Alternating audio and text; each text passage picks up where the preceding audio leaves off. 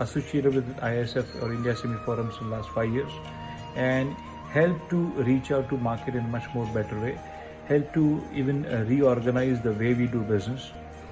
So we were one of the companies where in the HR and compliance space where we were invited, and the entire amount was paid by the government. So that was a wonderful thing, and the whole experience was very, very good. The entire team is fantastic. They're always available for helping you out. They just a WhatsApp message away or a call away. And personally, I have never found an issue in reaching out to them. And at the same time, once we are engaged, a lot of opportunities has come my way. So I think anyone who's joining India SME Forum needs to keep, if they are very much interested to expand their business, they're very much interested how to expand the business, how to get money, how to get business planning, how to do the sales planning. I think India SME Forum really does well. I'm associated with India SME Forum and my experience with them is incredible. The whole team is working 24/7 dedicatedly to help entrepreneurs in the country, especially the women entrepreneurs who belong from underprivileged sections, who is having language barriers, who doesn't have the ease of access to avail benefits and opportunities which government is providing.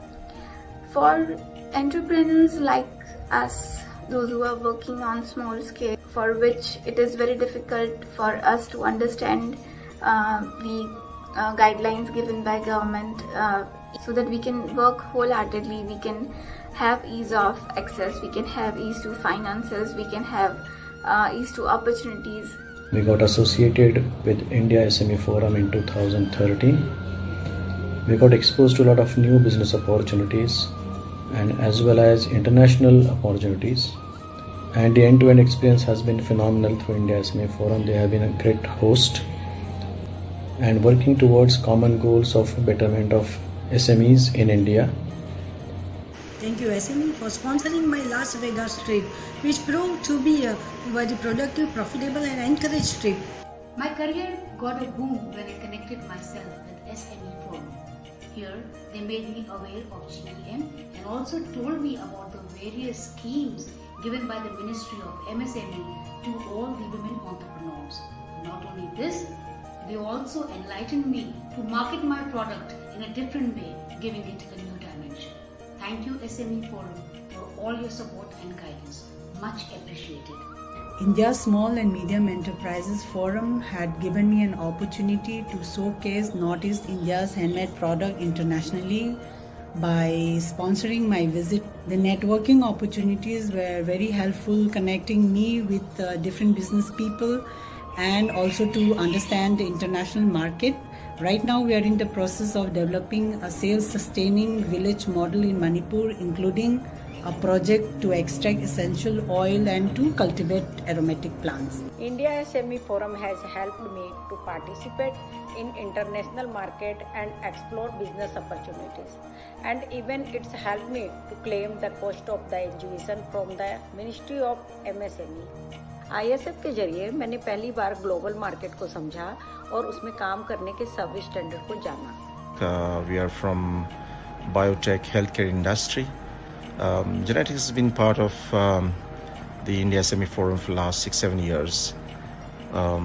It has brought us a lot of value and learning, and as a small industry benefits from part of this forum, I know, as well as coming from the Government of India.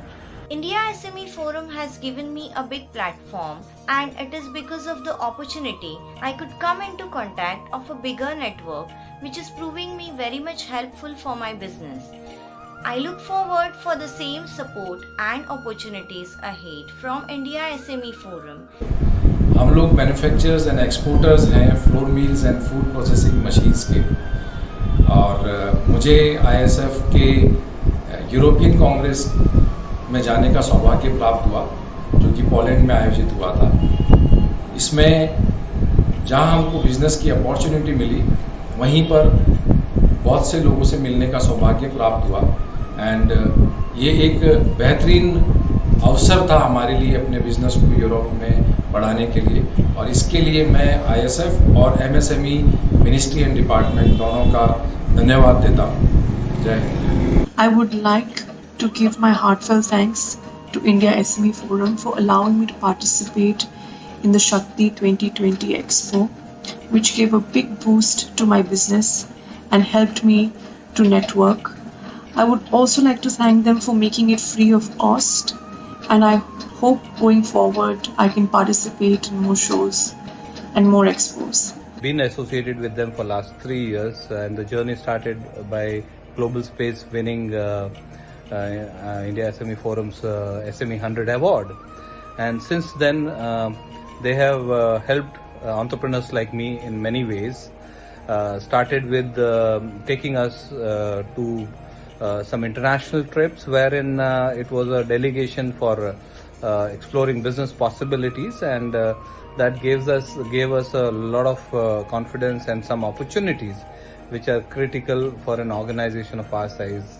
India SME Forum has been a great support in terms of any other issues which crops up for budding entrepreneurs like us. They have a lot of informative sessions, a lot of relevant and filtered information which are very, very important for a entrepreneur like us who may be neck deep into our operations, but these things get ignored. I'd like to describe them as an apt and an ideal association for a budding entrepreneur like me.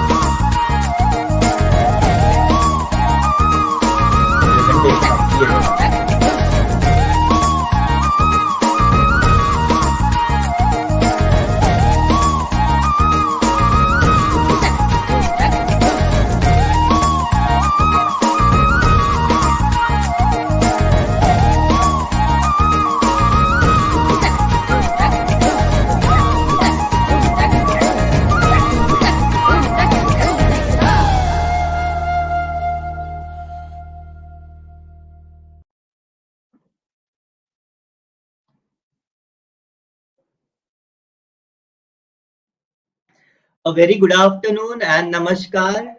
Welcoming all of you on the India Export Initiative Multi-Sector Webinar Series. My name is Pranav Zundarao and I am the convener for India Export Initiative. I'll be your host today. Today's webinar focuses on marine, seafood and frozen food sector of India. The sectoral webinar series are the part of India Export Portal, which was inaugurated on 29 September 2021 by the Union Minister of MSMEs, Shri Narayan Raneji. The India Export Portal aims to drive export growth with the help of micro, small, and medium enterprises to achieve the target of $400 billion by this fiscal and a challenging target of $1 trillion in export by 2027. The Indian economy recently has experienced an exponential growth in many sectors and emerged as the fastest growing economy in the world. Many companies in MSME sector have started to focus exclusively on exports and are keen to export globally. We are pleased to inform you that the portal www.indiaexports.com is launched to orient over 1 lakh potential exporters MSMEs in India. In this year, Union Budget, Nirmala Sitharaman ji also provided a push to this sector by duty reduction on certain inputs required for shrimp aquaculture to promote its exports. It will further boost entrepreneurial mindset in the help of job creation in this field. Lowering production cost of shrimp industry, shrimp hatchery, and feed will promote growth in the sector. The fisheries and aquaculture sector has tremendous potential to generate livelihood and income. Now, I would start this session with a presentation on basically understanding the export opportunities and the potential in this sector. Can we have the presentation, please?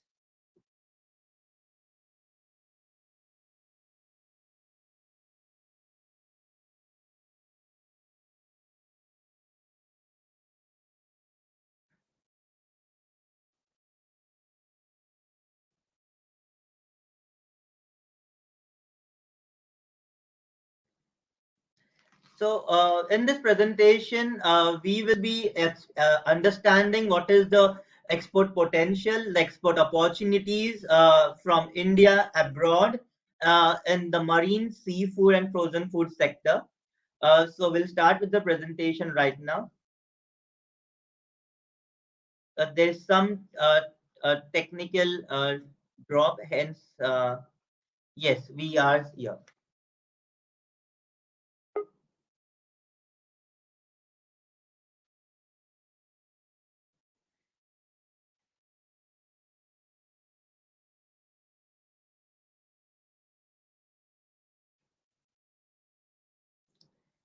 Some technical issue, just few seconds.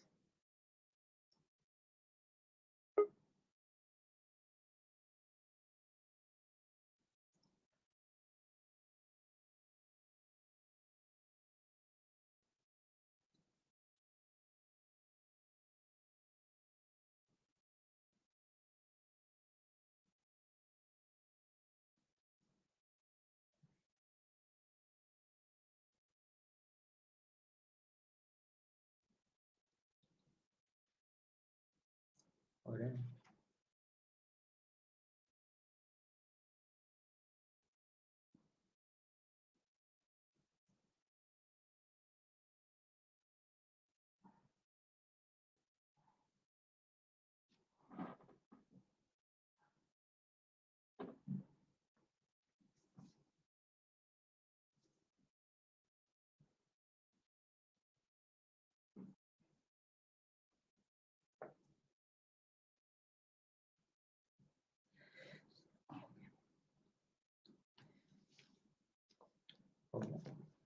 So sorry for the delay. So this is to start with, we have export opportunities for MSMEs in India for the focus sector of marine and frozen foods. So when it comes to the time of blue revolution and unlocking a huge export potential, we know that India majorly exports frozen shrimps, frozen fishes, frozen cuttlefish, frozen squids, and other marine products to different countries around the world. So when we talk about the frozen shrimp, it contributes around 74.4% of total sea exports from India. So USA, China, and the European Union were the leading importers, while the frozen shrimp retained its position as a major export item, followed by frozen fish.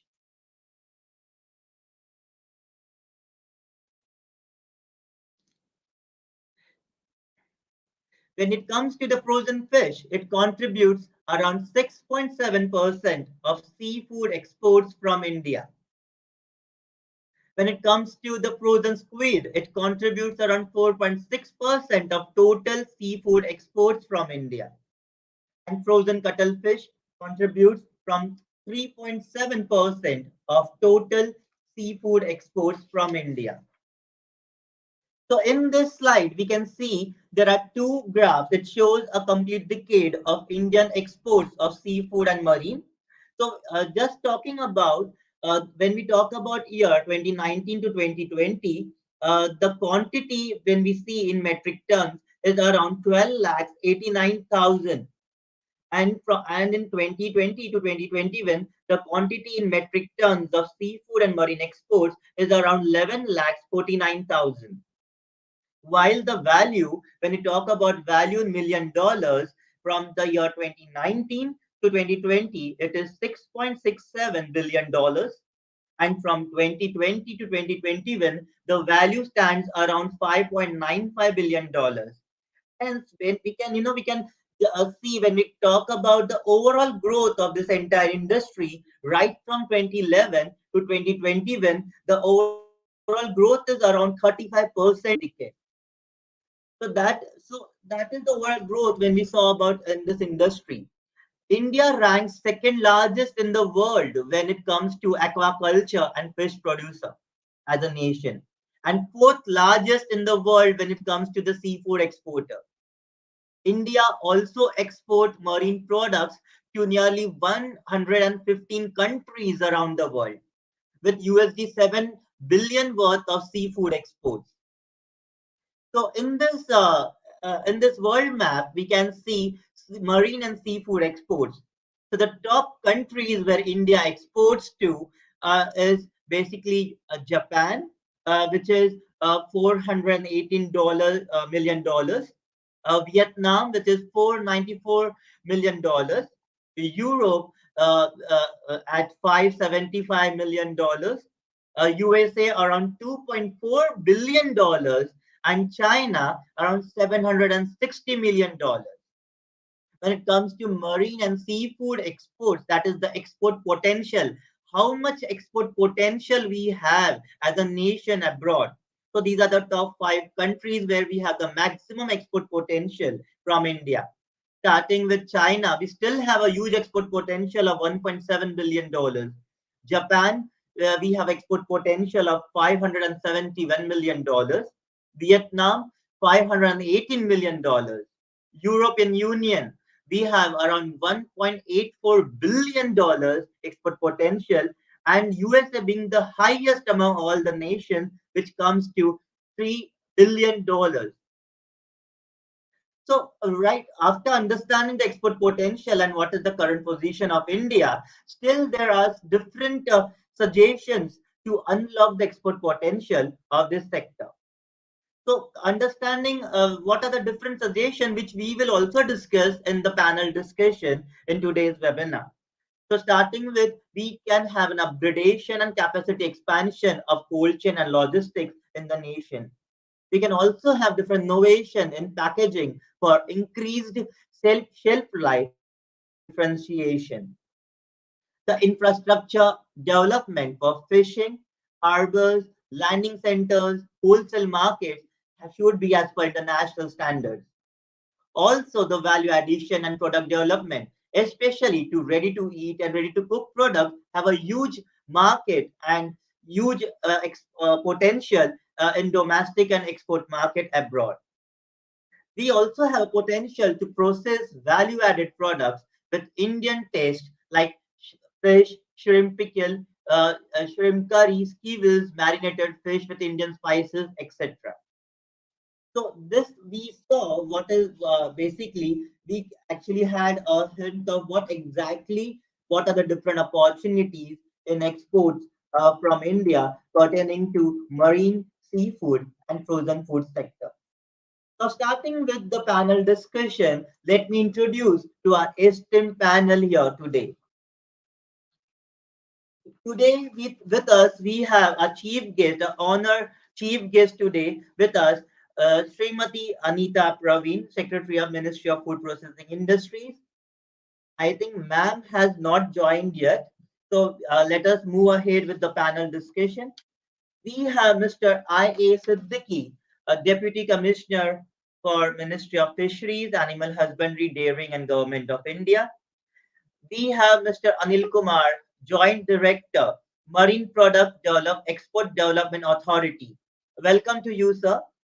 We have here Shri Nilesh Anil Pawar, Deputy Director, Aquatic Quarantine, Department of Fisheries, Ministry of Fisheries, Animal Husbandry, Dairying, Government of India.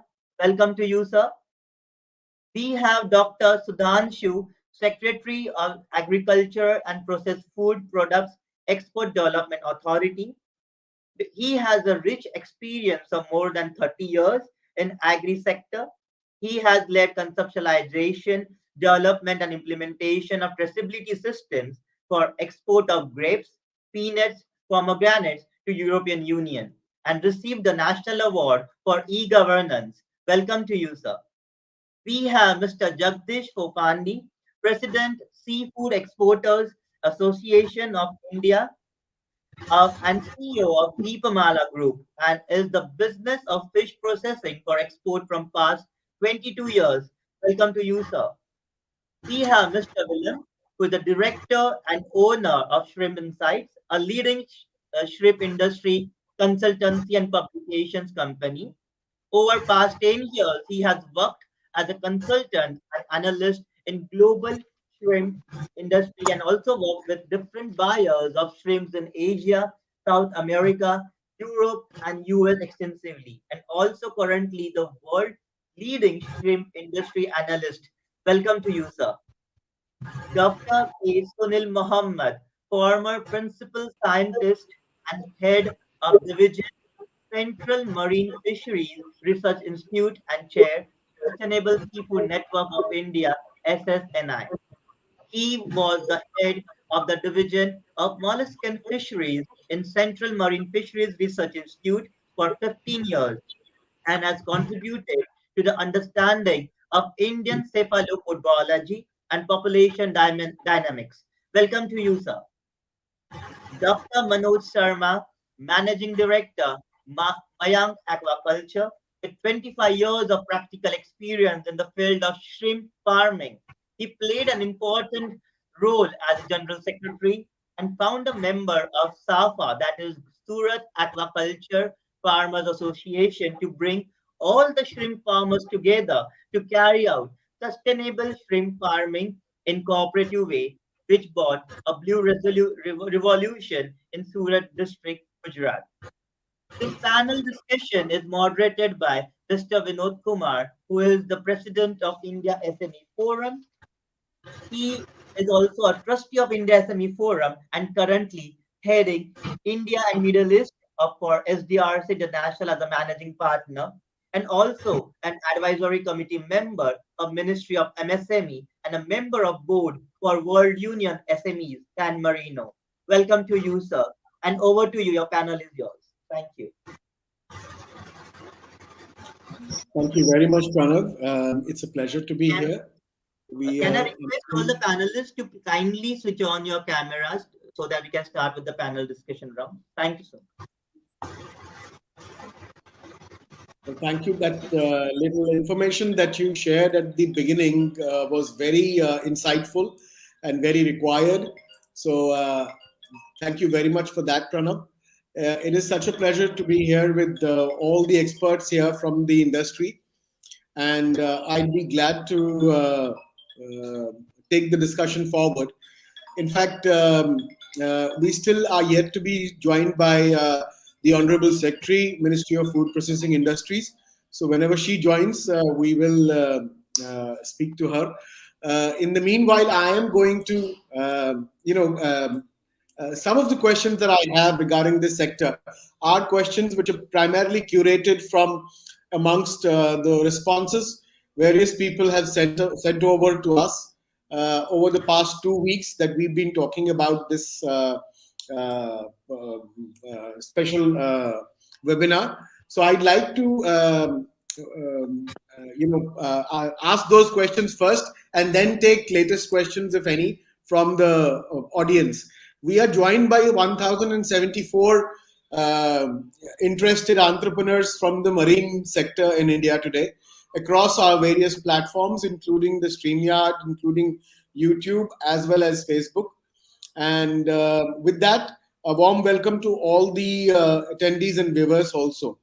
My first question primarily would go out to Sudhanshu ji. We talk about 1 minute, sir. Let me adjust my chair. Sorry. There's certain ups and downs that we are all going through due to this entire digital mechanism. My first question, like I said, would go out to Dr. Sudhanshu. We are talking about a huge opportunity which has opened up in terms of the potential that this sector has. And we all know that especially in East Asian nations, which are looking for alternative suppliers for frozen foods. And India being the second largest producer of horticulture products as well as fisheries, according to you, what is it that India should do to push for increasing shipments of frozen foods as it seeks to capitalize on a surge in demand and a trust deficit China, which is also facing the coronavirus outbreak and also a certain trust deficit, like I said earlier, from various partners all over the world. So, Dr. Sudhanshu, your comments, please. Yeah, thank you, Mr. Vinod Kumar. Good afternoon, panelists and all the participants in this SME Forum. The program, a wonderful program, has been organized. And just to answer your question, I would like to give a background that, as you mentioned, that India has so much of potential in horticulture crops, cereal crops, and marine, and how to enhance the export of frozen food. Frozen food, processed food. Frozen food is a part of the component of the process sector.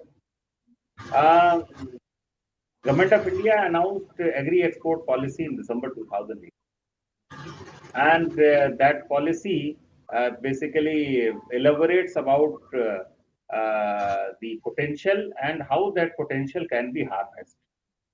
And it starts with setting up of institutional mechanism at the central level, state government level, and even at the district level.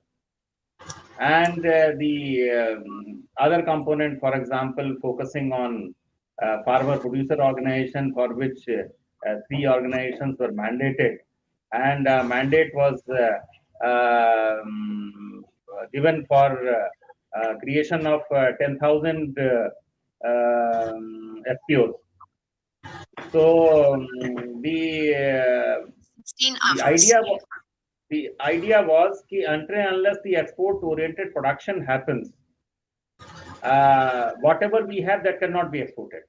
And it is simply think because in the domestic market also, whatever product we manufacture, we cannot sell to all segments of the target audience, because it has to be as per the requirement of the customer. So when we talk about export and when we talk about the international market, we have to customize as per the requirement of the market. So customizing as per the requirement of the market, that means export-oriented production is required. So the agri-export policy gave a focus on cluster development. The cluster development in a cluster of particular product, for example, a cluster of mango in Andhra Pradesh or Tamil Nadu or Maharashtra, where so much of potential is there for production. In that, the farmers can be educated basically for what kind of farm practices they have to adopt, how they have to take care of pest and disease, how they have to take care of MRLs, pesticide residue issues, so that when the fresh crop comes, it is free from all these issues, so that the consignment doesn't get rejected in the international market.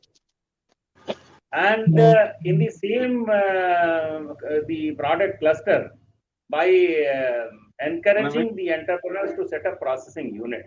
And if a processing unit is there, the processing unit needs to be upgraded with the right kind of technology, so that the productivity is there, because India has so many clusters in the processed food sector. And for example, the hydrated onion in Mahua, roughly more than 50 processing units are there. Gherkin is a unique item in and around Bangalore. Again, 50, 60 processing units are there. Mango, if we talk about, it is in Chittoor, Andhra Pradesh, Chittoor cluster, then Krishnagiri in Tamil Nadu. Number of product clusters are there.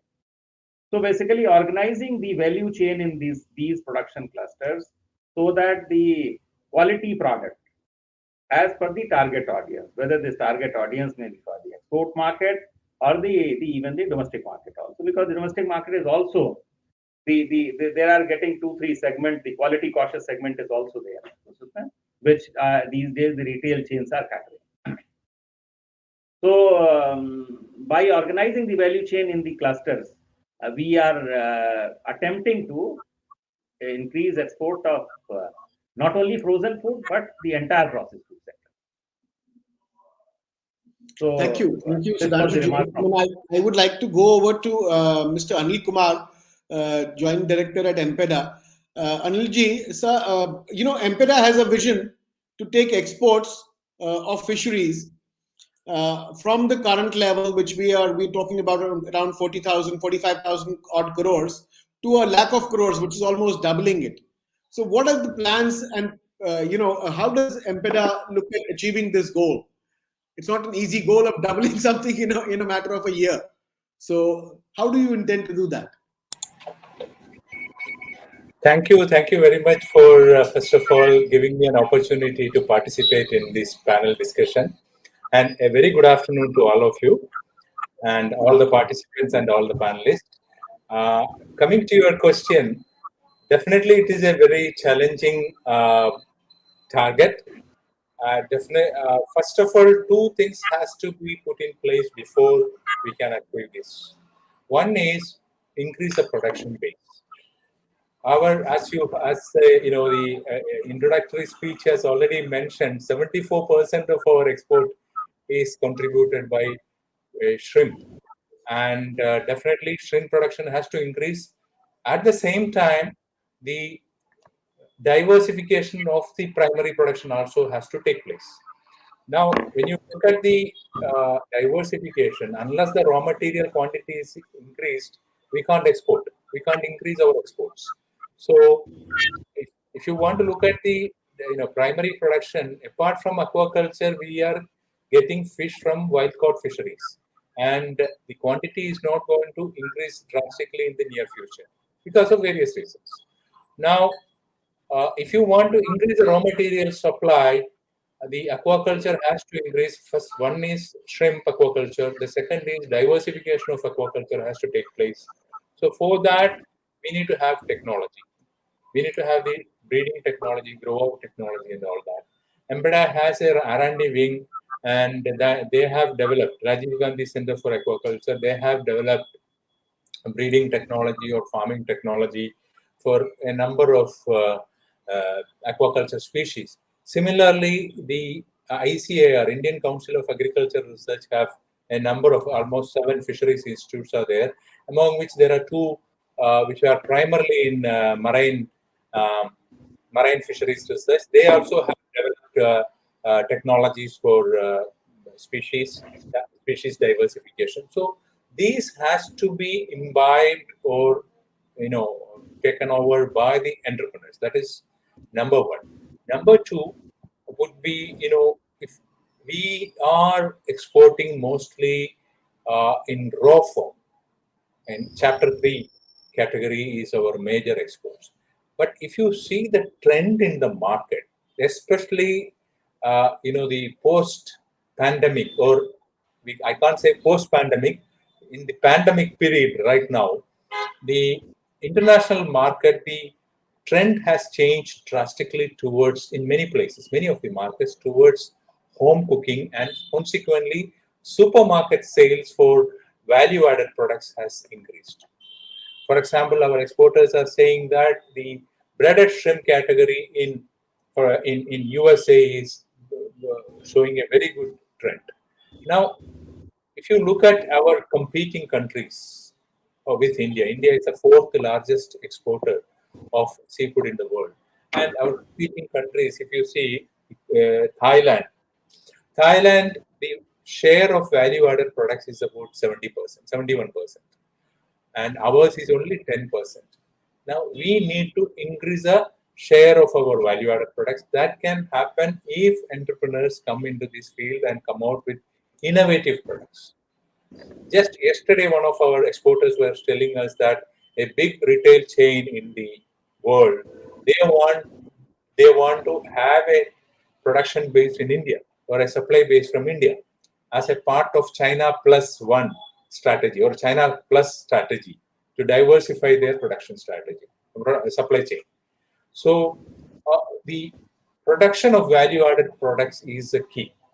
Now, what are we doing to help? What are we giving from Empeda's side to help the entrepreneurs? Of course, our support is limited to registered exporters, and we have a scheme for value-added products, where the equipment is supported, and we also, help them in marketing in international markets through various programs. So we have a clutch of or a set of programs to help the exporters. But the crux of the issue is that we have to increase the production base. Similarly, of course, quality is another aspect. I'm not going too much into the detail. And the quantity of value-added products has to increase. Because the market in future, we have conducted a meeting with the buyers in China. What they are saying is e-commerce has increased rapidly during the last 2 years, and so many e-commerce companies have come out in China. And China is, whether we like it or not, it's a very big market, and e-commerce is a good market, and most of the products going there is value-added products. Very That's what good. I'm saying right now. Thank you. In fact, I'm delighted to welcome Secretary MOFP, Srimati Anita Parveen. She's joined us now. Welcome, ma'am. So much. Welcome, ma'am. It is such a pleasure to see you here. And we would like you to, you've joined a little bit late, but we'd love to hear your opening remarks, ma'am. Thank you so much. First of all, an apology from my side, because the parliament session does not leave your time at your own command. So when I was due to speak in your session, I was with the minister. Briefing on the parliament question was going on. So apologies for that. I know this is an August gathering, so I don't think I need to really give too much of gyan for the group. It's just to say that I'm delighted to find that people are discussing on issues which are of great importance to us, to the ministry, and to the producers of primary products in particular. We have had our run with the primary products all along, and we know that it's capable of producing quite a lot. We have delved into processing also, but the final frontier is pretty far from us. Still, we have not been able to access the great markets that we would want to. And as a secretary of this department, I must also inform that I have been here only for 3 days, so I will not have too much of knowledge. But from a commonsensical approach, I think processing is what we need to really focus. With your, for example, with your fisheries production targeted to grow to 22 million metric tons by 24-25, I look forward to a lot of trickle-down effect happening to, the fisheries who are going to be involved in this activity. But more than that, what would be even more important is that if this catch that we get from this oceans it is really processed to standard and quality and is made good for export, because my experience, whatever little bit I have had in the Department of Commerce, and I was for a while in APIDA also, I have seen that a lot of our consignments are returned because we don't meet the quality standards. So probably that's something that we need to work on. Processing can be done by anyone. Quality processing is what I'm talking about. A mild hint of any chemical which is not supposed to be in the product forces the people to take it back, because the countries like which are really money giving countries, Europe, USA, these don't accept anything which is substandard. So probably capability building, training, giving proper training for processing, understanding the implications here, that is something that we need to work on. I mean, our people are very hardworking. I know that the people in the field, the fishermen, the units which are processing these fish, they all are very good in their job. But when to catch a fish, how to process it, what time to give a particular antibiotic, and then ensure that the antibiotic fades away before packaging happens. All those intricate things are something that we need to really train them about. So, and this is not just fishery. All primary products have to be dealt in a particular manner so that it is acceptable to our buyers. And buyer is the king. So we have to look at this from that angle. So not much to say beyond this. I'm sure all issues have been discussed all along. And again, an apology for being really, really late in this session. Thank you so much. Thank you very much, ma'am. It was a pleasure to have you. Yes, we are continuing with the discussion, but we will definitely come back to you with what was discussed. We have both international and national participants here today, and we are trying to look at the overall possibilities in terms of the potential and how does India attain this potential, and what is it that's required from our side in attaining this potential. And some of the things that are being discussed today include getting new entrepreneurs on board, getting people interested in the fact that there is potential, and so we need to look at ways and means of getting it. And at the same time, what are the various areas that we need to improve, whether it's in terms of logistics, cold storages, maybe other mechanisms of packing, of quality control, testing, and so on and so forth. And we will definitely come back to you with a brief on what was discussed and some brief takeaways from this. So thank you very much for joining us. We know it's Parliament time, so it is so nice of you to have come and grace the occasion, ma'am. Thank you so much. Look forward to the feedback from your side. Thank you. Thank you, ma'am. So we will continue with the discussion.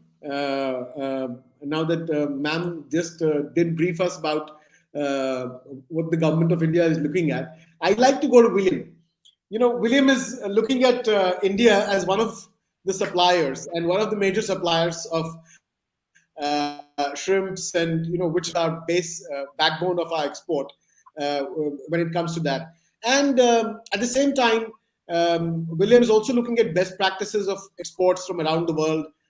William, you're also looking at supply chains from best practices from Vietnam, China, etc., that we can adopt as far as the Indian scenario goes. So from your expertise in handling insights, what is it that you feel that you need to tell us in India? How do we need to improve, and how can we attain this potential that's there? Thanks a lot, Vinod, for giving me the opportunity to share some thoughts as the only one not from India today on this panel. But luckily, I used to live in India. I used to live in Chennai, so I know your country a little bit, and I'm always very passionate about supporting the Indian shrimp industry, especially to keep its place in the international market. Yeah. I think Anil Kumar just already mentioned, like for India to keep up with the global shrimp industry, production needs to increase. Yeah, and I think that's something very important to realize, that although India is today still one of the major producers, there are other countries like Ecuador especially, but also Vietnam and Indonesia, which at the moment are recording much faster growth rates in terms of production than India does. And although you could say, well, we'll pick up and will manage to keep up with the others, and consumption will grow with us, so there will be more market anyway. I think there are important considerations for the Indian industry, in which also SMEs and new entrepreneurs can actually play a very big role. Like if you look at other countries, what's happening is that production is intensifying. Yeah. So although you could say it's charming to produce in a less intensive way, I agree with that as a consumer. But I think from a production perspective, intensification is almost the only way to increase production without just taking more and more land to expand production. Yeah, and intensifying production, if you do that in the right way, by using technology, by using better genetics, by using better feed, it also can contribute to a much more sustainable industry. Yeah, and I think that's also the bridge that I want to make. So on one hand, I would like to say, like, entrepreneurs in India, the young students that are now graduating from university and that have a tech background, that understand how tech and agriculture can contribute to much more efficient production, they play a crucial role in keeping the competitiveness of Indian shrimp production on the production level. Yeah. And then on the other hand, you could say, well, like in the international market, India is not viewed as the most sustainable shrimp producer in the world. And that is a problem, if you ask me. And it's a pity, because I believe, and I've seen with my own eyes, that many people in India are producing beautiful shrimp that is sustainable, and that has a story to tell. Yeah, but at this moment, I'm very sorry to say, but the Ecuadorians are doing a much better job in promoting their shrimp in the international market than India is doing. And I think that MPEDA is already making a huge effort to actually promote India in the international market. So I think that's very good. But the industry, the exporters, but also the large producers and the feed companies and all the other stakeholders of the industry together have something to do and have to think about how can we make sure that a European retailer, I'm working for a couple of European retailers as an advisor, that they don't say like, hey, let's move from India and Vietnam, let's move to Ecuador, because Ecuadorian shrimp is much more sustainable and much less risky to buy than Indian shrimp. And of course, it will not go that fast, because also retailers, they need diversity of origins. But yeah, my message to you and to all these entrepreneurs out there is, think about what makes you proud. Why are you proud about the Indian shrimp that you are producing, and how can you tell that story to your clients overseas? Yeah, so I see a huge role of the next generation of entrepreneurs for building the industry, for making production modern, to keep farming attractive for the next generation, but also to start telling what you are proud about and promote your shrimp in the international market as actually the best choice for any shrimp consumer out there. Yeah, thank you, Vinod. I think that's in short my views on your topic. Yes, yes. That was very, very important. Some very important comments coming from you. I'd like to go to Dr. Mohammed, and we keep on talking about quality control. William just talked about the fact that Ecuador is a little bit better, but at the same time, how do we promote technology usage? How do we promote standardization? How do we ensure that our quality is the best? And how can some sort of formal scientific training be imparted to people at the lowest level of, or the base of the pyramid, sir? Thank you, Vinod, for this opportunity, and hi to all others in the panel. I think generally I agree with whatever Anil was talking about, and of course, Willem is an expert on shrimp, and I think he gave a good picture of where and what India lacks with regard to shrimp farming. I would say that one of the things that Anil said about value-added products is one area which we are very much behind other nations. For example, if you see, we are exporting to Vietnam. Vietnam is a small country. It's not buying seafood from us to eat. It is actually buying to reprocess and re-export. So our product, many other people are making money out of our products. and a substantial portion of what we export to China is also, I think, getting reprocessed. So the 10% that we are value adding in our seafood basket is a very poor reflection of what we are now today. So I think all efforts should be made to focus on value addition. And another worrying thing is 74% of our exports is shrimp. This has actually come up lately in a big way, but I think it is worrying because, you know, shrimp farming, we already had a disaster in the 1990s when the virus hit and everything went kaput.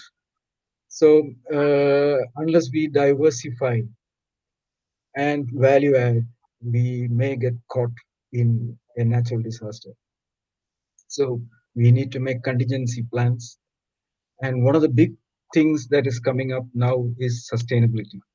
I think Willem made a point about it, why Ecuadorians are more sustainable than Indian shrimp. We are not addressing sustainability, especially certification, like eco labeling, like the BAP or ASE standards. So these are very important things that we need to address. And secondly, from the wild caught fisheries, again the main issue is sustainability. There is not much scope to increase from. We now produce about 3.5 to 4 million tons per year. But there's not much scope to increase. But there are certain resources like the deep sea squids in the Arabian Sea, of which the source is estimated potential is about 500,000 tons. Myctophytes about 1,000,000 tons, which we are not harvesting. And there should be schemes to promote the harvest of these resources. Our fishermen are very capable, but they need our support. Another interesting thing is that already China, Taiwan, Korea are harvesting from our backyard, that is the Arabian Sea. And their vessels are already there. Of course, they are in international waters, not in Indian waters. But we are not harvesting resources that we can potentially do. And of course, our strategy with regard to WTO is another issue, which we should, because many of these, for example, China subsidizes almost their entire distant water fishing fleet. And I think we should be arguing for stopping such subsidies so that these kind of fishing fleets do not come and harvest from international waters close to our areas. Borders, yes.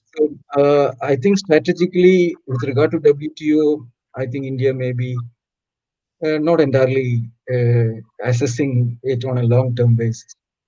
So there are many issues. I just am putting a few points across here.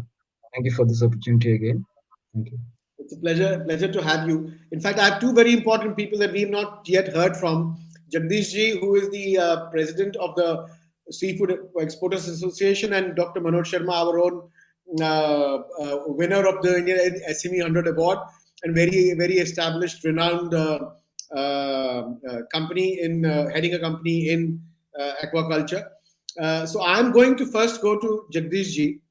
Jagdish Ji, you heard everybody. We talk about the potential. We're talking about more and more people coming in and becoming entrepreneurs and becoming rearers of this, industry. What do you think are the issues that are not allowing you to today to maximize the potential and the possibilities that are in front of India today? And that could mean both with the government, with the WTO, with also the fact that you have a huge untapped market. And as exporters or as entrepreneurs, there's huge possibilities of growth. So what is it that you feel are the things that are inhibiting you from reaching that potential? Good afternoon to everyone. Mohammed Saab, very good afternoon to you. You've been one of the senior most advisors in this trade, sir. I believe Mr. Anil has left, but hi Manoj and hi Williams and hi everyone. And good afternoon to all the guests here present in this seminar. And thank you for being interested in this great trade of marine. I've heard everyone, and by and far, I would agree with whatever observations have been made, from value addition to already living to the potentials in the sea, improvement required there for sustainability. Like Sunil Saab said, of course, we've been talking about this untapped resource of squid, the large squid, and some other species for a long time now, and we've been talking to the government. I understand Pawar Saab is here. I don't know, he's just left. But if he was here, he would be probably listening to this, and we could do more about this.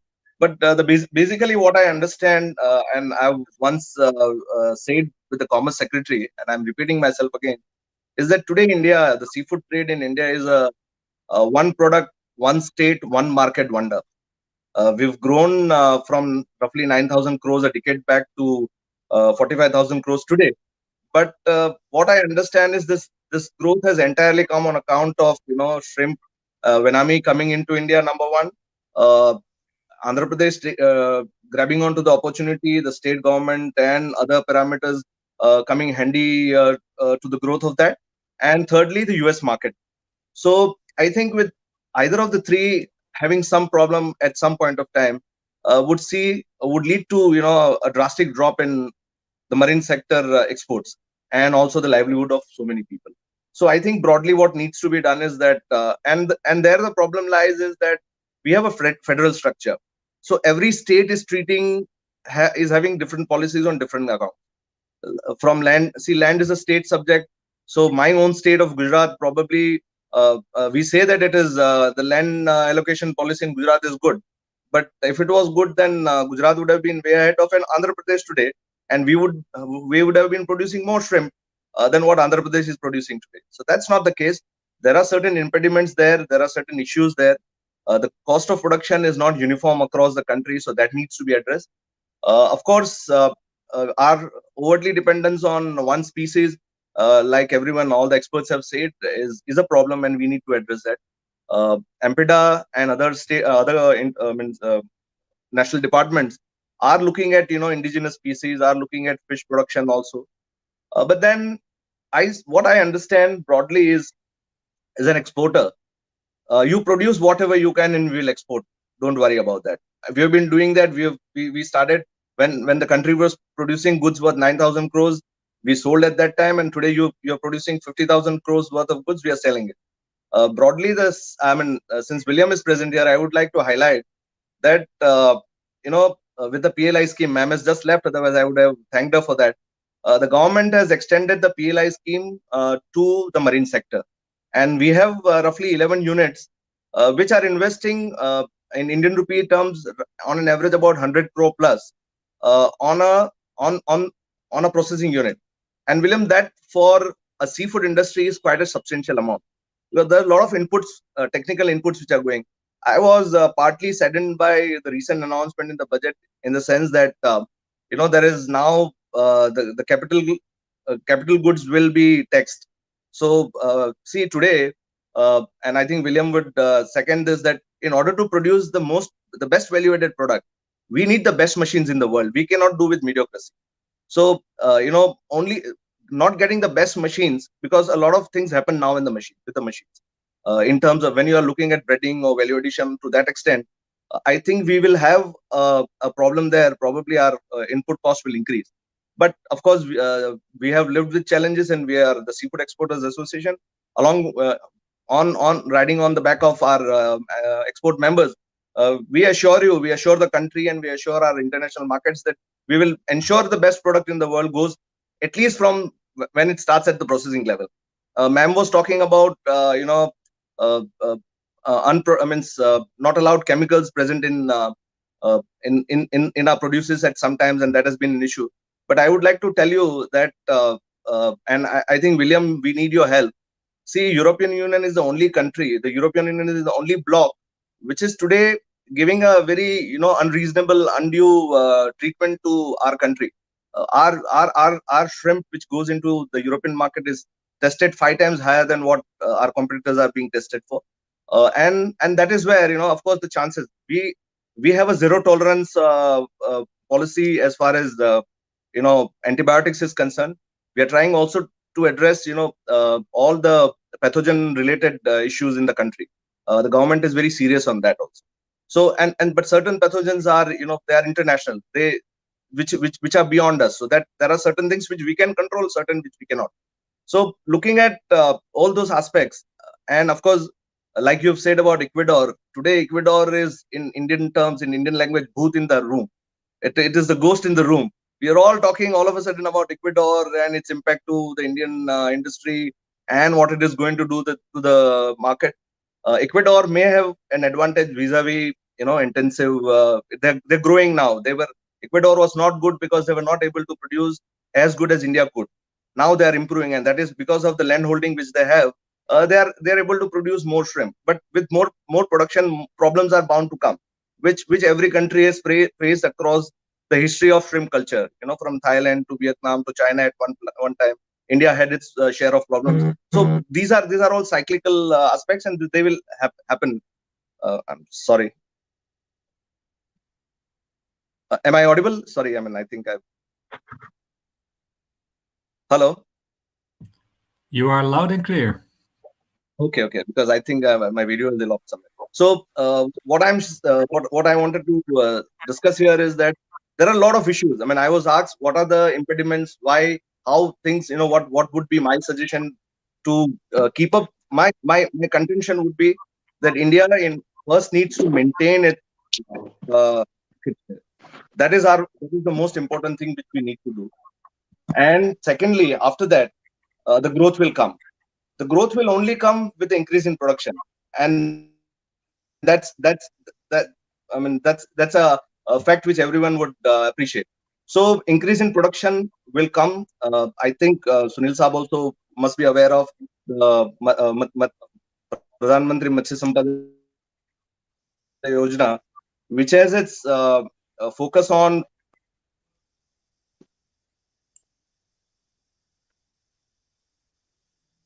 We seem to have lost Jagdish.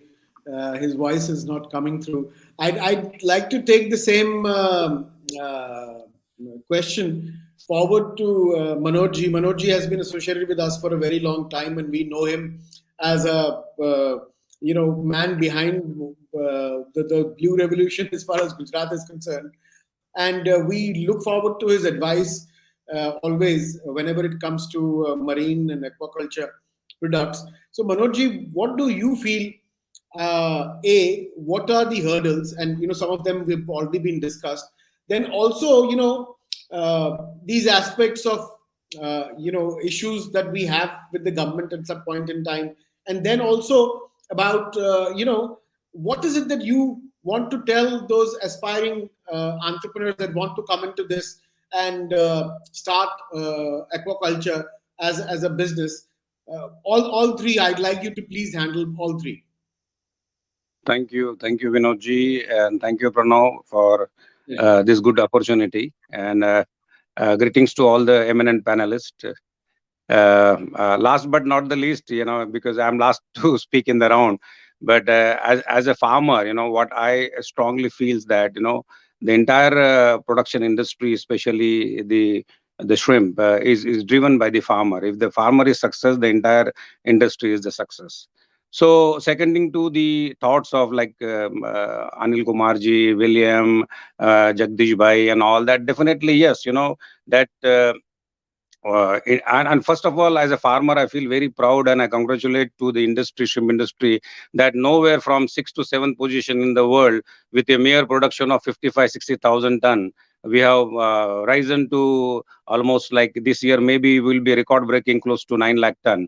And we are number one in the world. So, but as a farmer, let's answer the first segment, is that how challenging is to produce and double the production. Because see, right now in last 3 years, the whole life of the world has been rattled by COVID.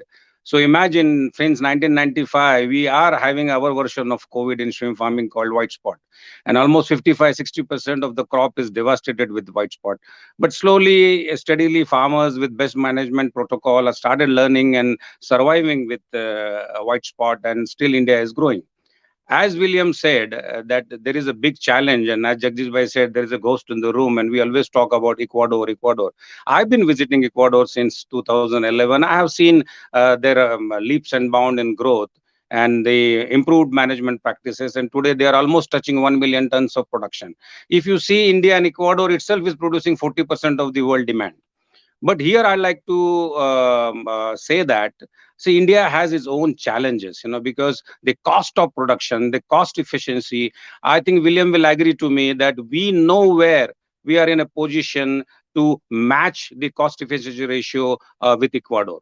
So trying to beat Ecuador today is like a monster mammoth game.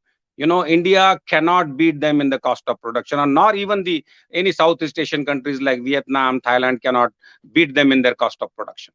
So what I personally feel that when we talk about, MPDA has done a phenomenal job in last 30 years promoting this sector, this industry, and export to everything.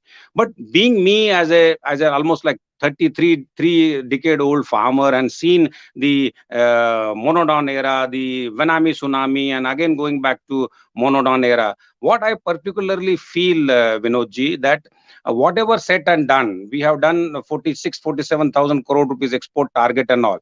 But what I want to divert this to a very, very important issue in our country, that we have 135 crore population. And if you see the National Health Survey, 86% precisely to be all non-vegetarian in our country, at least those who eat egg. See, I see to this eminent panelist, I will tell you, see, because India, one slogan, Sunday ho ya Monday, Rose Khai Ande, has transformed the poultry industry in our country. And today, at least 30 crores of eggs been consumed per day. So I think India, what Jagdish Bhai said, we had an outlay of Pradhan Mantri Matsya Sampada Yojana with 20,050 crore rupees outlay. What I am requesting the government, I just need only 1% of that, which should really work to have something like Sunday ho ya Monday, Rose Khai Ande slogan.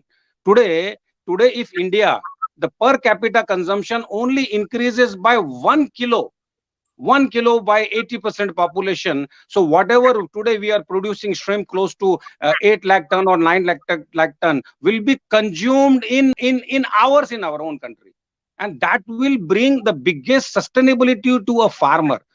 Today, the biggest question is that though we are putting up a picture of 5 billion, 6 billion production, 46,000 crore exports to the world, but the biggest question is that is the farmer earning the money, or he is just only producing to fill up the bucket? So I think William is the very right person in this forum to tell me in next 5 years also, if we do our all greatest work, we cannot stand by Ecuador in terms of cost of production. So I think there is I do agree with William, and I feel very proud that India technically produced one of the finest shrimps in the world. And Jagdish Bhai is our Seafood Export Association president, and we do have one of the state-of-the-art processing plants, almost 650 numbers, US and EU approved processing plant, one of the finest structure. But we have a limitation in between. The problem is between the production to the processing, because that we cannot change, because that's the demography of our country. When we say that we are producing close to 2 lakh hectare, our per capita, per land holding is less than 3 hectare. So you cannot compare apple and oranges. You cannot compare Ecuador. Ecuador, the minimum land holding for an individual farmer is nothing less than a 500 hectare. So India's the biggest farmer is 200, 300 hectare, and Ecuador's smallest farmer is 500 hectare. So the integration, the vertical integration cannot be matched in India. And it will take decades of time to come to that level, and before that, maybe the beautiful story of Ecuador will come down to the diminishing trend. I think with this kind of a government and an individual ministry, I think Pradhan Mantri Matsya Sampada Yojana, out of that 1% if dedicated to promotion of domestic consumption, I think India itself is the biggest market. The biggest market than Europe, the biggest market than America, and the biggest market in China. And I think our entire MSME and as Vinodji, you asked me, what is the opportunity for the young? See, whatever today we have developed, the brackish water aquaculture has developed only the 10% of our resources and potential. Yes. We have lands almost like 1 million, 2 million hectare inland saline areas from Kashmir to Kanyakumari, everywhere shrimp farming can be done. So today, India, the institutes, the ICR, the fisheries education is so advanced. Where there is a land and water, the fish and shrimps can be grown. So I think it's a food is the unlimited potential in coming time on the face of global warming, when all the standing the crops are failure because of the climate adversities. I think if on the global face of warming, then the water is the only component which is going to increase. I think we have the art and science and blessing to produce food from the water. I think this is a very right time. As a farmer, I plead and an appeal to the government of India. This is a very right time. Next few years, we should aggressively market our own shrimp to our own domestic. Why? See, our Pradhan Mantri is already saying local for vocal. I think when we are producing close to 1 million metric tons of shrimp, and I think domestic market is the biggest potential. Why we are not selling our shrimp to the defense? Why we are not selling our shrimp to our paramilitary forces, our institutional kitchens? That is where our right investment should be go, and then you can see Indian industry will see a mammoth growth. See, in China is the only country in the world, William, which is importing to consume in the domestic market. Though they themselves produce 1.5 million ton. India is, I think, over victim of export promotion. And I'm very sorry to say that entire energy has to be diverted to the domestic market. So it will also ease out on each and everything. Thank you so much, and God bless you all. It's such a pleasure to talk to you always, Doctor. I am going to get feedback and maybe some comments from both William and Jagdish Bhai also, and maybe Anil Kumar ji also. But the fact is, the last time we met Giriraj ji, and he was very clear that I have now switched to the shrimp diet. So he started eating shrimps, and he loves them, by the way. So we can definitely go back to him and tell him that this is something really up the government's alley, and they can definitely do this. I'm very sure they'll do this. If we can just put together a paper, we can just hop over to his office, and we can actually get both him and the Prime Minister involved in a scheme of this sort. I don't think it should be a problem at all. But with that, I will ask for feedback. Maybe William has a couple of things to earmark on this, and then maybe Jagdish Bhai and then Anilji. I think you are completely right, Dr. Manoj, and I think you find the best words to convince people of the fact that India's best market, or let's say that the domestic market might become maybe the biggest market for Indian shrimp in the future, if you can convince consumers that fresh or frozen shrimp is a good choice. And I think that is also important, that like Indian people, I think they prefer to eat fresh fish and shrimp, while for shrimp it's not necessarily the best. If you ship it from Andhra to Mumbai and then eat it fresh, you might better eat a refreshed product. But that said, I think that a lot of companies, like whether it's a Captain Fresh, or whether it's Fresh to Home, or whether it's Aqua Connect, or whether it's one of the e-commerce platforms set up by some of the exporters, also here, I think that the next generation of youth that has much more this tech background understands also this kind of modern way of producing and supplying shrimp to the market. I think there are huge opportunities out there, and with companies like Captain Fresh leading the way, raising investments, bringing attention from big funds like Sequoia to this space. I think the next 5 to 10 years will be revolutionizing the Indian fresh meat and fish market, and shrimp might actually become a much more preferred choice for the Indian consumer. And that at the same time will strengthen the supply chain to the processors.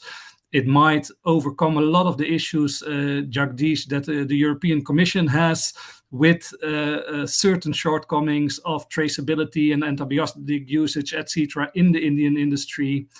I'm a strong believer that over the next 5 to 10 years, we'll see a transformation of aquaculture production on one hand and the supply chain that brings it to the market to the other hand. And I'm very much looking forward to be a part with all of you of that transformation. Yeah. Thank you.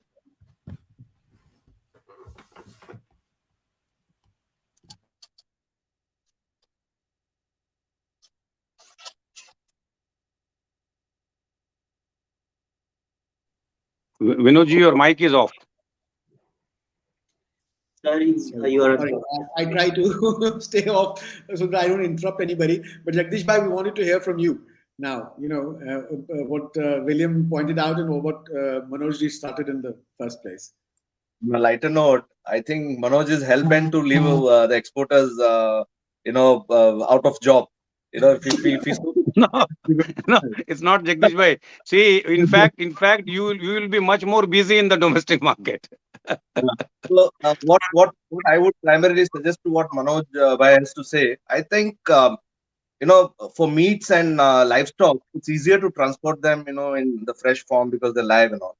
But I think we need. I mean, once we are looking at the domestic market, I think along with getting them to eat fish, we also need the mindset to change that the frozen is, and actually frozen fish is the best fish to eat. It's much better than what otherwise you would get something from Verawal where I live to Delhi. The so-called fresh fish is not as fresh as what I would freeze it and send it to you in Delhi. So that mindset needs to change, and I'm sure transformation will take place.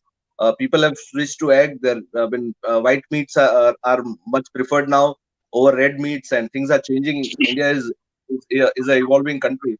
God willing, I think we'll come to a stage where fish also will be largely consumed in this country.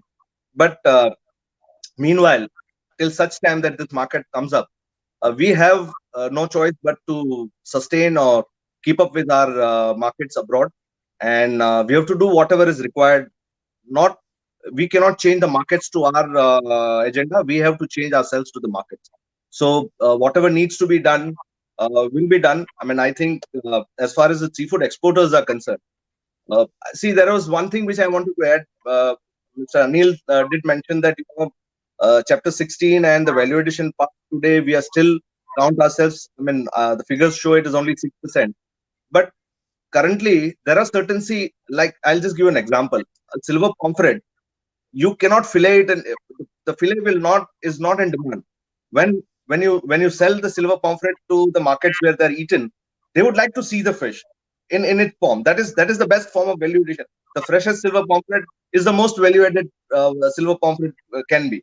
So likewise, we have already evolved ourselves.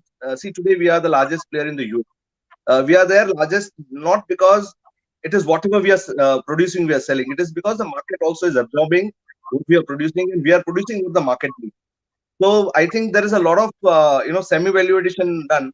Chapter 3, Anil Sahab, we need to revise our output, because Chapter 3 to Chapter 16, what you are discussing, I think there is a lot of things which are already being done even today, which are not accounted for as Chapter 16. So I think that needs to change. That's on a different platform we can discuss about that. But all said and done, I think the only way forward, as far as the seafood industry in India is concerned, the marine industry rather in India is concerned, now I think we should start talking at it as a marine industry, because I think we are less seafood than anything else. I mean, today we say we are only 26% of what we catch from the oceans. I, being from the fisherman community, being of course Exporters Association contributes mainly from the aquaculture side and also from the seaport side. I think there is one. If you compare it in human from the human angle, even today at this point of time, at least when we say 70% is or 75% is out of the aquaculture sector, even today, whether we like it or not, the employment part of the story is still skewed higher at the marine side. There are more lives dependent on the ocean catch side of the story, even in India today. In India, even today. So I think we should be looking, all of us, the exporters, doing more value addition in ocean catch producers, giving a better price to the fishermen, and government, like one of you mentioned, that China is subsidizing the entire ocean catch sector. See, you cannot wait them to wipe the seas and then cry foul. You'll have to do tit for that. You'll have to help your fishermen. You cannot leave them dying.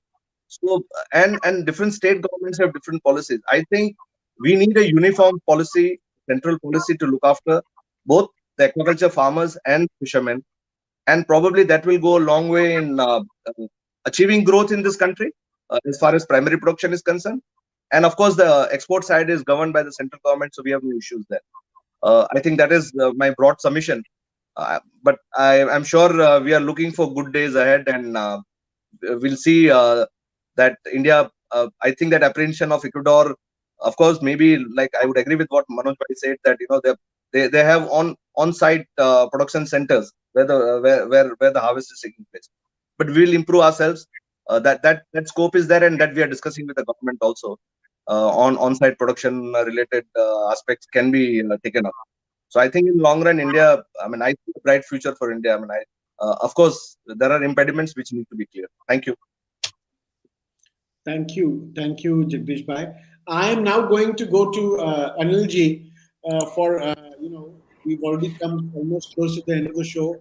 I want to have comments from Anilji and also Sunil Mohammed sir. Anilji, Yeah, please. thank you, Vimalji. And as Dr. Manoj and my colleague, my friend, Dr. Jagdish has mentioned, the key issue here is what are the opportunities we have, and whether we need to be afraid of competition, whether it is Ecuador on the production side, or Thailand, Vietnam, and China on the value addition side. I think this competition is good for us. Only with competition we will improve. The key suggestion I have for all the participants here is only one word: innovation. We can innovate and overcome the challenges. I'm sure about it. And we have done this before, and definitely we can do this again also. We have seen how people are, entrepreneurs are leveraging the technology and, coming out with new solutions. We can see, the recent budget, a day before yesterday's budget, the drone technology for Kisans were announced. The next day, we could see in the newspaper so many entrepreneurs coming out with their offerings to the farmers, of course, agriculture farmers. So that is the way India responds.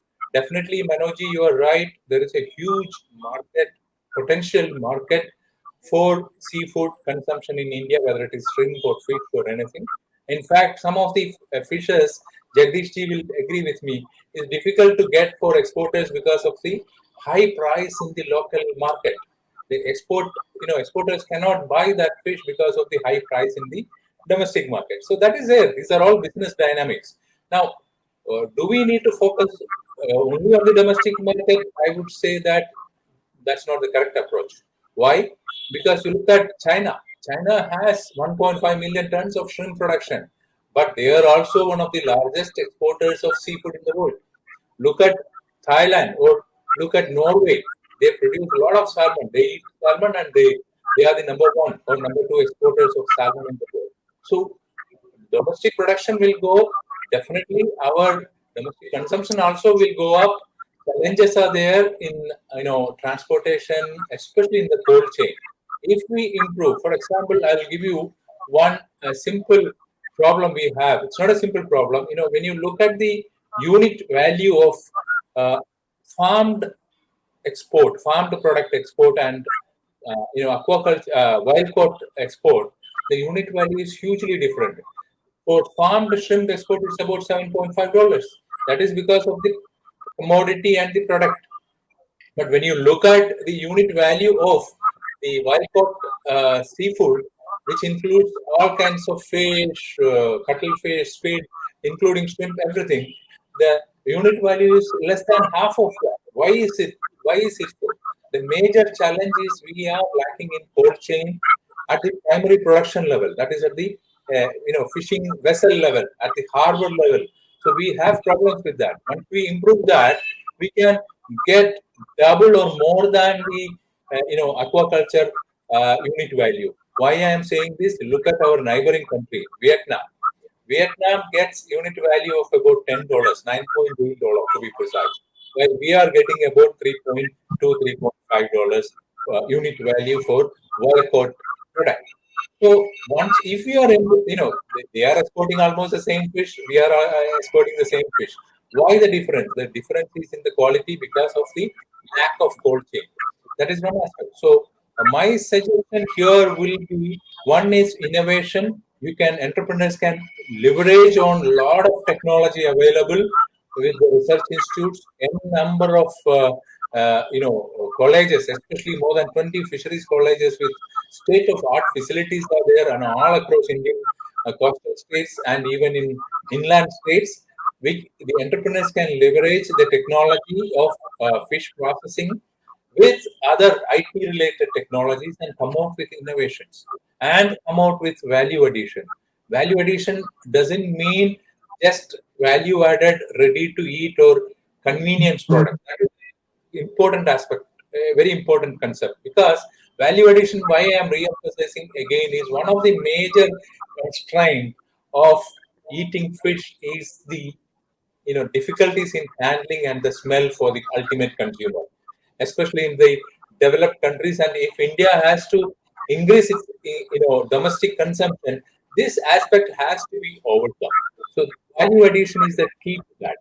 And that can be, value addition doesn't require huge investments, but the government needs, probably I suggest that food processing has to come out with some kind of a scheme which similar to what we are having for exporters in MPEDA for supporting the infrastructure for value addition.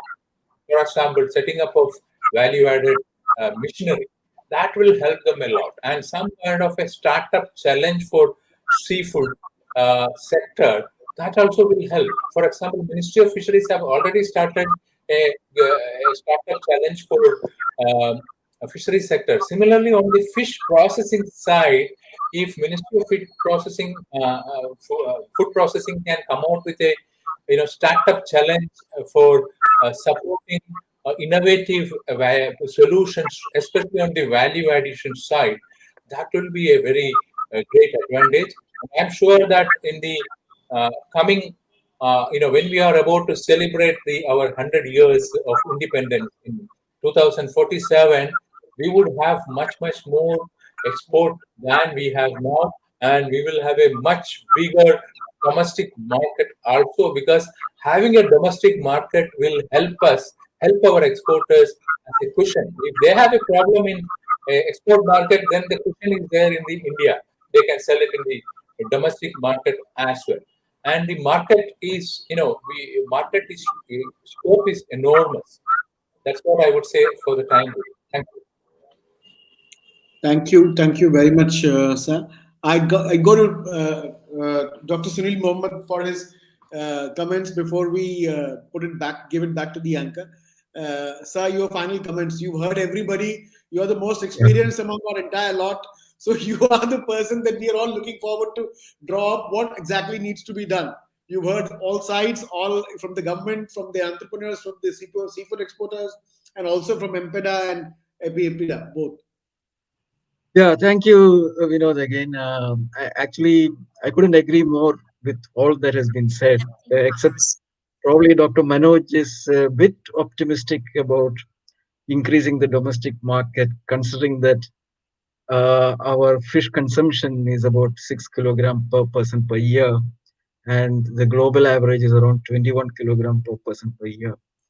So we are a long way off. But China has been able to do it because of purchasing power, which is because it has increased because of their economic activity. So there are pockets in India where domestic market is booming for seafood, especially the metropolitan cities in states like Kerala, where all the online markets are actually booming. So consumption, for example, Lakshadweep has more than 100 kilogram per person per year consumption, whereas Madhya Pradesh has just 2 kilogram per person per year. So that's the diversity and variability. and it will take a very, very long time to change this. So that's not the issue. The issue is what we can do with what we are having now.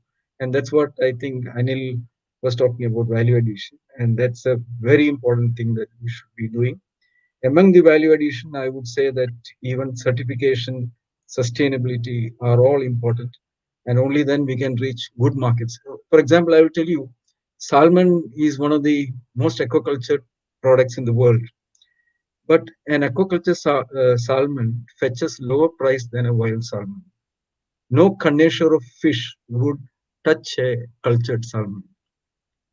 So the price difference is pretty huge and the taste is entirely different. So similar is the case with, say, for example, wild mussels and cultured mussels. So and there are a number of resources where wild caught animals are much more tastier. So that market will definitely not go away. Although this, so we must take all these into consideration, and we have a huge potential in our seas, which are untapped. Some of the resources, and the government should pay attention to these things. And as Jagdish was telling, fishermen, we have nearly 4 million people who are depending on fisheries, marine fisheries as a livelihood. And in order to raise their standard of living, the government has to really do something about, especially what Anil said about the quality of the products that we fish from the sea. Why we deteriorate our quality? On-board processing is simply not happening. These are very simple things that the government can support. On-board processing, how to store your fish or shrimp or cuttlefish as soon as it is caught. You know that cuttlefish or squid, which is exported as tube, has a unit price which is less than a whole squid. If you can export whole squid, which means the quality has to be that good. But we are unable to do it. So, so these are small issues where micro level attention can be given and things can be improved. I hope all the authorities, government, MPEDA, and all the producers, fishermen as well as farmers, they can all come together. And I think this probably is an appropriate forum to get all these things on board and then discuss on how best to tackle issues. So I think it's a good opportunity that the SME has given. Thank you very much, sir. Vinodji, I will just take 1 minute, Vinodji. Yes, Manojji, please go ahead. Dr. Sunil and all eminent panelists, see, I was trying to address and trying to bring to the forum the importance of domestic market. See, I'm saying that last so many years, we had been so many huge funds allocations for the development and exports, but there was not much attention paid towards promotion of domestic market. That was my point, sir. For example, Anil sir will be agree with me. See, we have failed in monodon because of the lack of good quality seed. Then last 10 years, we are exclusively importing all the Vanami species from foreign countries. But we failed to develop our own domestic species in last 10 years. And today, again, the farmers are crying for monodon and we don't have an answer to monodon. So I am talking about getting ready for the future, sir. See, today, definitely there might be very less potential for domestic market. But we have 135 crore population who can eat. But the effort from the government to promote domestic market is negligible and nil from last 50 years. Today, Anilji will agree with me, RGCA has run a monodon program. Only RGCA has run that program. But today, if you see the world, wherever Vanami was introduced, that country has been down within 7 years. Whether it's a China, whether it's Vietnam, whether it's Indonesia, whether it's a Thailand, all top-notch countries have failed doubling their production, going vertical. So today, India also, especially Gujarat, you see the figures, sir.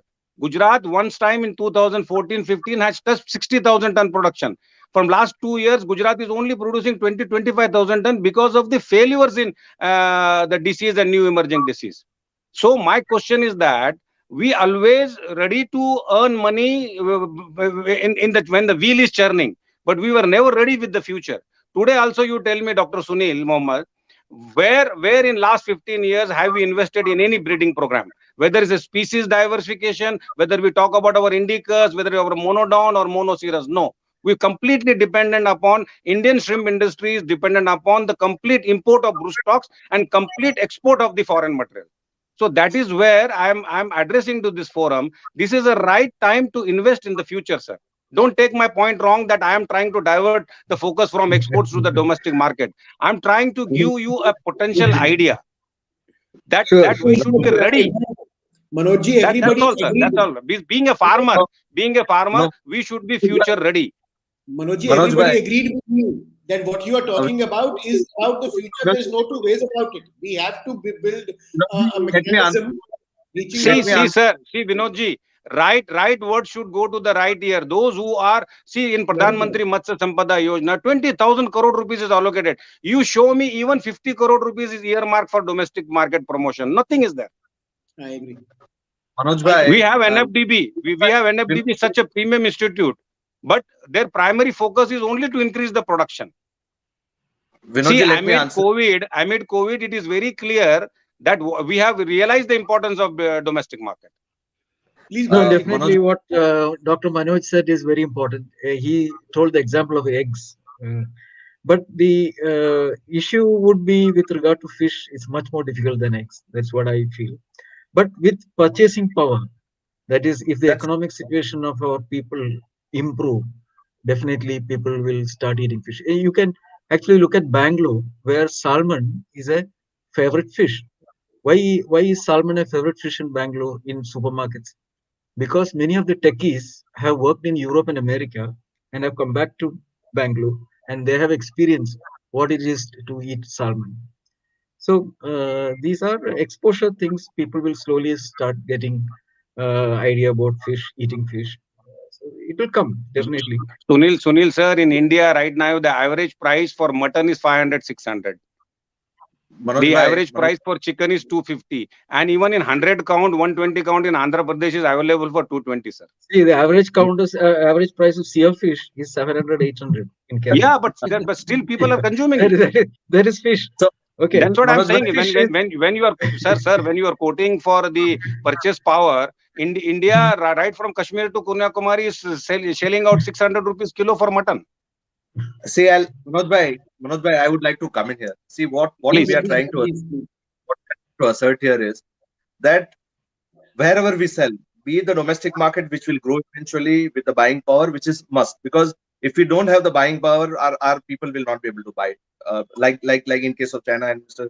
Sunil sir rightly mentioned. What we are trying to say is, be it the domestic market or the international market, be it value added or in the raw, I mean, in its primary form, the entire sector should ensure that the farmer gets the best possible price. That will only survive this sector. That is the only. So we'll have to farmer survives, the industry survives. That's all. That's a simple law.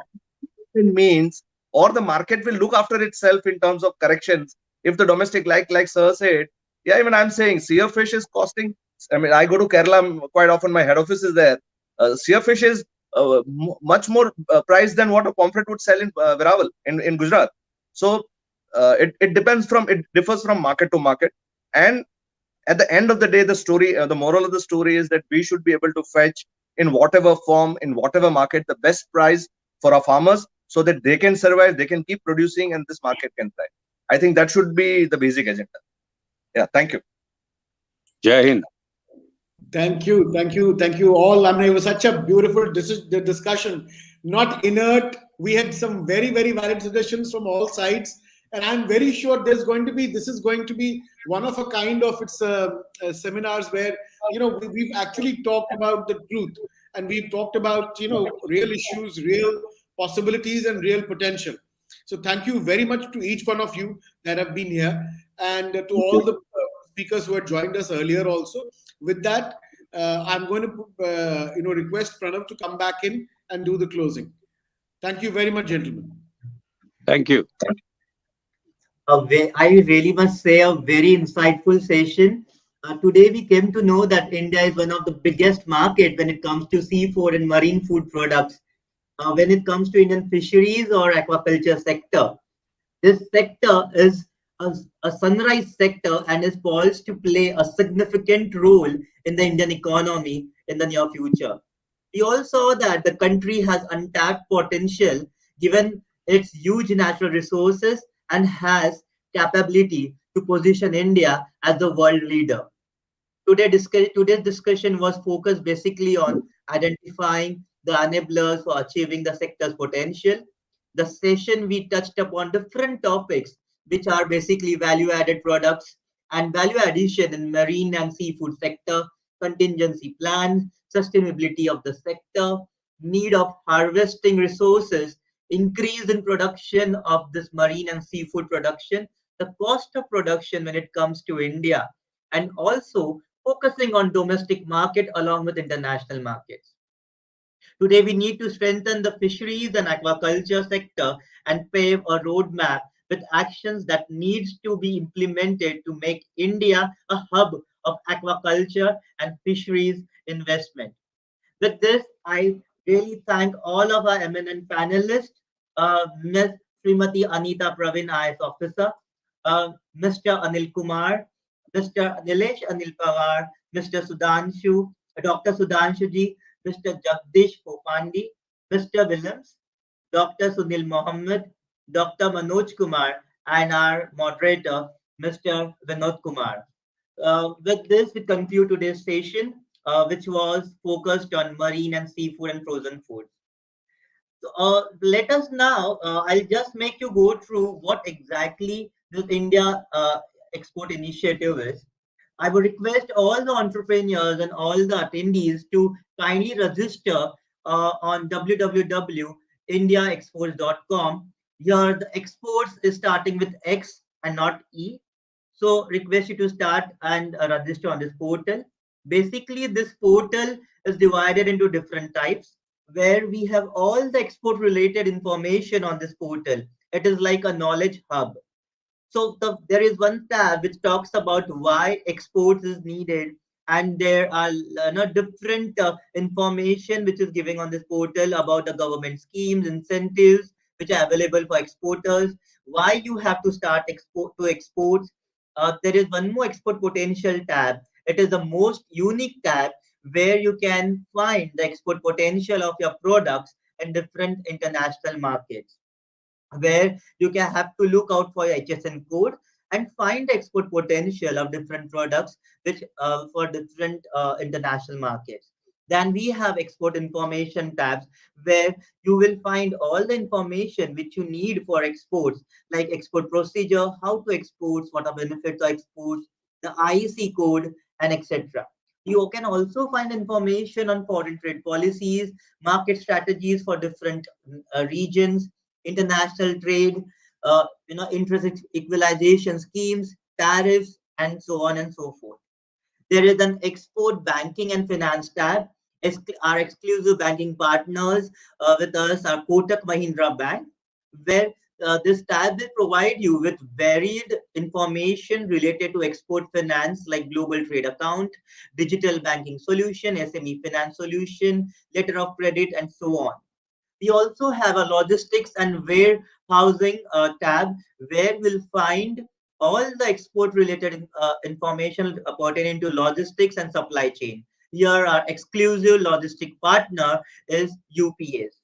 And finally, we also are focusing on e-commerce exports, where you will find all the e-commerce export related information in this tab. With this, I conclude today's session of marine, seafood, and frozen food. Thank you so much, everyone, for attending today's webinar. Thank you.